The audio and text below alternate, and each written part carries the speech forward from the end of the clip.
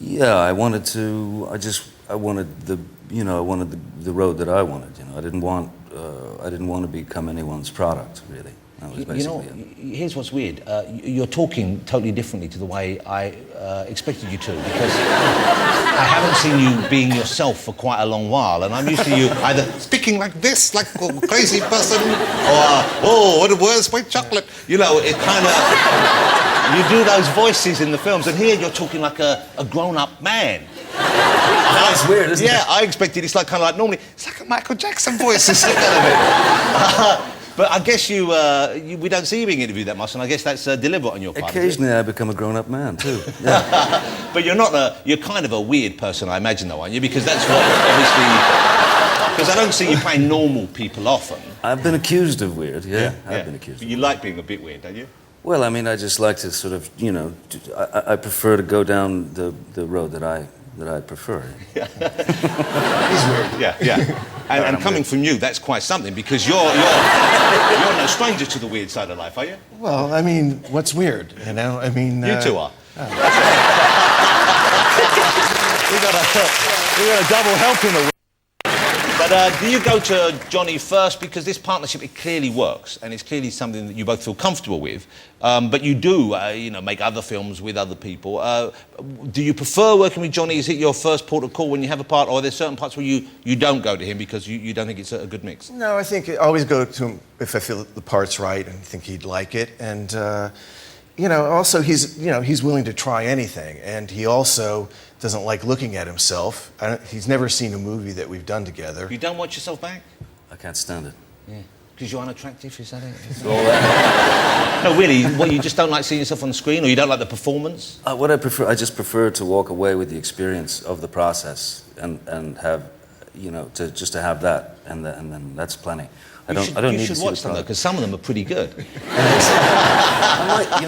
This one I think I might. I want to see, because this is, it's Tim at his utmost. He's really gone far beyond on this one. And well, it's a remarkable experience. I mean, I've seen this. This is Alice in Wonderland we're talking about now. Alice in Wonderland, and it's not the straightforward telling of the story as we recall it. Of course, this is a different angle on it. It's a different period, isn't it? Right.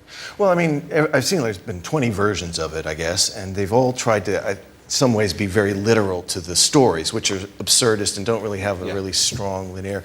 So what I liked about this was it sort of set it in a different framework, but just, still the thing that always I remember is the Lewis Carroll characters, the Hatter and the Cheshire Cat. They're just such iconic characters, and that's the thing we were focusing on. It's a remarkable movie. I mean, it really is a very different thing, and I genuinely adored it, and so did my kids, I'm pleased to say.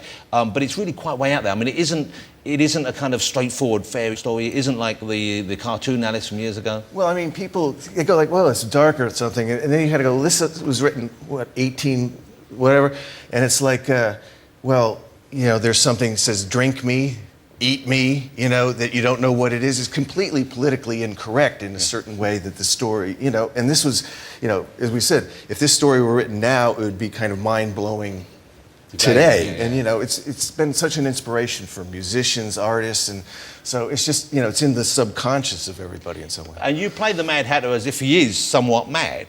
Presumably that's a deliberate thing. You went in there hoping to capture him as a sort of, not a kind of insane person in a depressing way, but someone who is touched by madness. Yeah, someone who's touched by madness, but confused by the madness as well. I mean, I think the idea is that, if you're completely crazy and you're unaware of it, you're home free. If you're completely crazy and you are aware of it, there's got to be some bit of trauma there. There's got to be some bit of damage there. You got to be, So that's what we were trying to do, is kind of turn him into this, like a human mood ring in a way.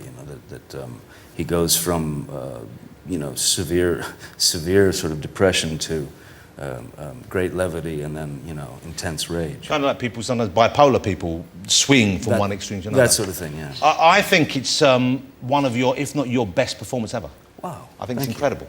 Wow, thank you very much. Yeah. Let's have a look. This is Alice in Wonderland.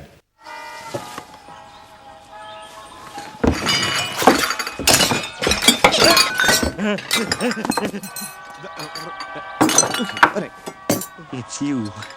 No, it's not. McTwist brought us the wrong Alice. It's the wrong Alice. You're that Absolutely, Alice. I'd know you anywhere. I'd know him anywhere. Well, as you can see, we're still having tea. And it's all because I was obliged to kill time waiting for your return. You're terribly late, you know. Naughty. Time can be funny in dreams. Yes, of course. But now you're back, you see. And we need to get on to the Frabjous Day. Frabjous Day! I'm investigating things that begin with the letter M. Have you any idea why a raven is like a writing desk? It's a fantastic. Well done, gentlemen. You must be thrilled with the way it's turned out. Well, it's, I just finished it, so, it's like they have to take it from your cold, dead hand, This, But you must have, you've kind of literally just finished it. I mean, it's only the last week or two, isn't it? Yeah. My hands still smell like chemicals. Yeah. It's got nothing to do with the movie, that's just... how have you seen each other change over this 20-year period? I mean, you've both